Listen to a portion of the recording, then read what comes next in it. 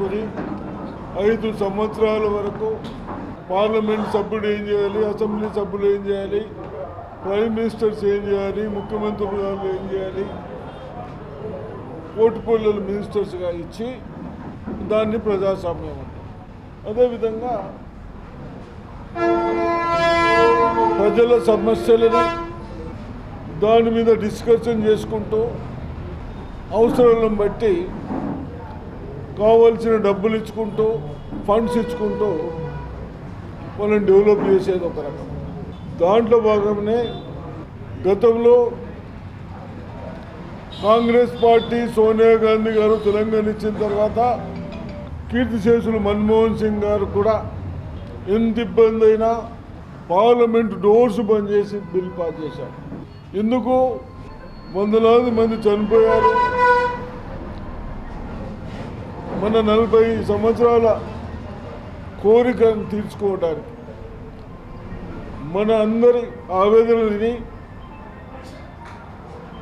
అప్పుడు సోనియా గాంధీ గారు డిసిషన్ తీసుకున్న తర్వాత బిల్ పాస్ చేయడం జరిగింది. బిల్లు పాస్ చేసిన తర్వాత ప్రజాస్వామ్యంలో ప్రజలు ఎవరినైనా ఎన్నుకోవచ్చు. ఎన్నుకున్న తర్వాత ఏదైతే మేము బంగారు తెలంగాణ, ఎస్సీలకు 3 ఎకరాలు, డబుల్ బెడ్రూము, ఇంటింటికి ఉద్యోగాలు, ఇటువంటి అన్నీ చెప్పి ఎక్కడ ఒక ఉద్యోగం ఇవ్వకుండా, ఒక ఎకరం ల్యాండ్ ఇవ్వకుండా, ఏది లేక ఉన్న ఫ్యాక్టరీలు, షుగర్ ఫ్యాక్టరీలు, తెలంగాణలో షుగర్ ఫ్యాక్టరీస్ రన్నింగ్ ఫ్యాక్టరీస్ 2015లో మన 3 దగ్గర కలిసి 10 లక్షల టన్ను ప్రెసింగ్ అవుతూ ఉండే. అటువంటిది గొప్పలు చెప్పి కేసీఆర్ ప్రభుత్వం టేక్ ఓవర్ చేస్తుంది, ప్రభుత్వమే తీసుకుంటామన్నాడు.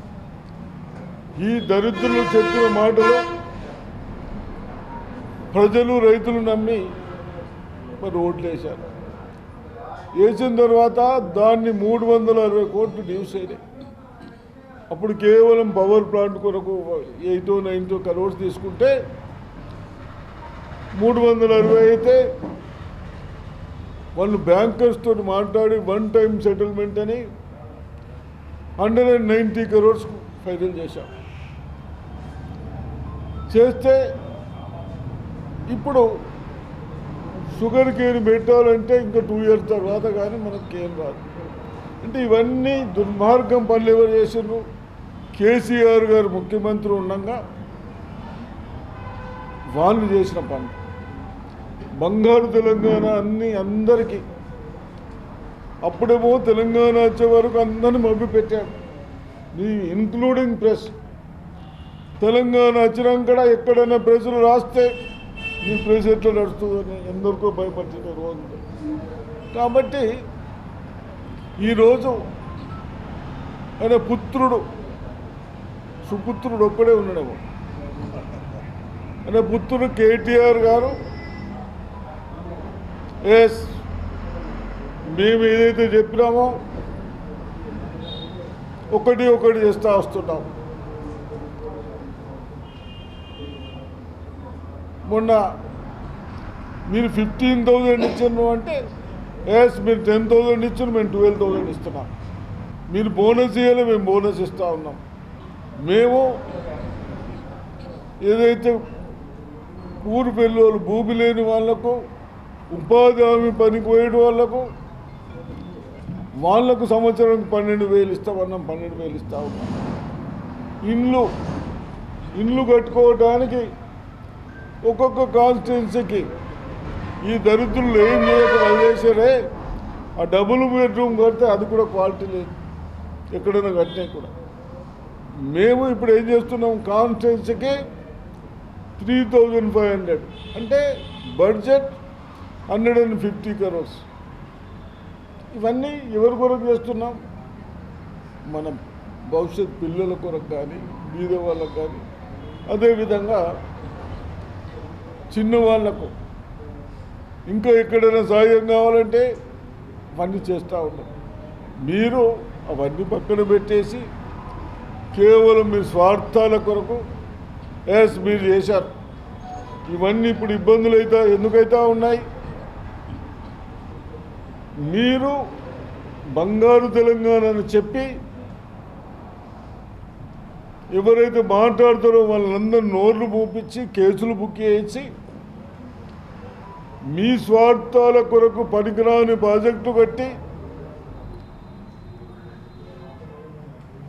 7 లక్షల కోట్లు బాకీ తీసుకొని మళ్ళీ ఇదే బాకీ కాకుండా కార్పొరేషన్స్లో వేరే లేపుకున్నాం. ఎక్కడ చూసినా బాకీలు పెట్టేసి ఇప్పుడు బాకీలు కట్టడానికి మన ప్రజల కొరకు తెలంగాణలో నా ఎంప్లాయీస్ ఆఫీసర్లు సోదరులు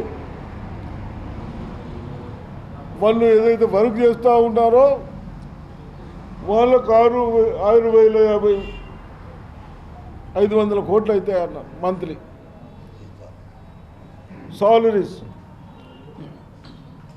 ఈ పుణ్యాత్ములు దరిద్రులు చేసేది స్వార్థాల కొరకు కమిషన్ల కొరకు దానికి 6,500 కోట్లు కడతా ఉన్నారు. ఈ బడ్జెట్ ఎంత? 1,800 కోట్లు. మనం ఎంత సాలరీస్ కంపల్సరీ మనం ప్రజల కొరకు చేసేవాళ్ళం. నీ దుర్మార్గం పనిచేసి నా ప్రజల మీద వేసినావు. అదంతా 6,500 కోట్లు, 1,300 కోట్లు దీనికి అయిపోయింది. బ్యాలెన్స్ దాంట్లో మేము ఇవన్నీ చూసుకుంటూ వస్తాము. కాబట్టి తప్పనిసరిగా నేను మీ ద్వారా ప్రజలకు రిక్వెస్ట్ చేస్తున్నాం, ఇటువంటి దుర్మార్గులు మన తెలంగాణని బాకీలో పడేసిన పార్టీ వాళ్ళు ఏది చెప్పినా మీరు ఆలోచించాలి, వాస్తవాలు ఏందని ఆలోచించి అటువంటి వాళ్లకు తప్పనిసరిగా వాళ్ళని నిలదీయాలని నేను కోరుతా ఉన్నాను. ఇప్పుడు వాళ్ళు ఒక గవర్నమెంట్ స్కూల్స్లో ఒక టాయిలెట్స్ కూడా సరిగా లేకుంటే మేమందరం ఒక్కొక్క కాన్స్టిట్యున్సీలో 1,500,00,000 ఓన్లీ టాయిలెట్స్కి ఇచ్చినాం, రూమ్స్ రిపేర్స్కి ఇచ్చాం. ఇవన్నీ టీచర్లకు రిక్వెస్ట్ చేస్తూ ఉన్నాం. నా పిల్లలకు గవర్నమెంట్ స్కూల్లో చిన్న వాళ్ళు చదువుతూ ఉంటారు, 75 మార్క్స్ కంటే తక్కువ రావద్దు. ఇవాళ నేను నవ్వుపేటలో విజిట్ చేశాను. వాళ్ళందరూ ప్రీఫైనల్ ఎగ్జామ్స్ కూడా పెట్టిస్తూ ఉన్నారు ఫిబ్రవరి.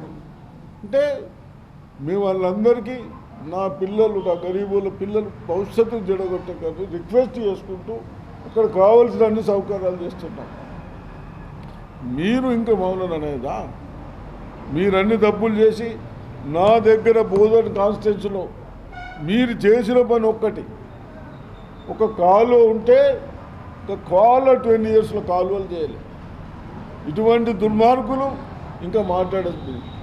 మీకు అర్హత లేదని నేను మీ ద్వారా హెచ్చరిస్తాను.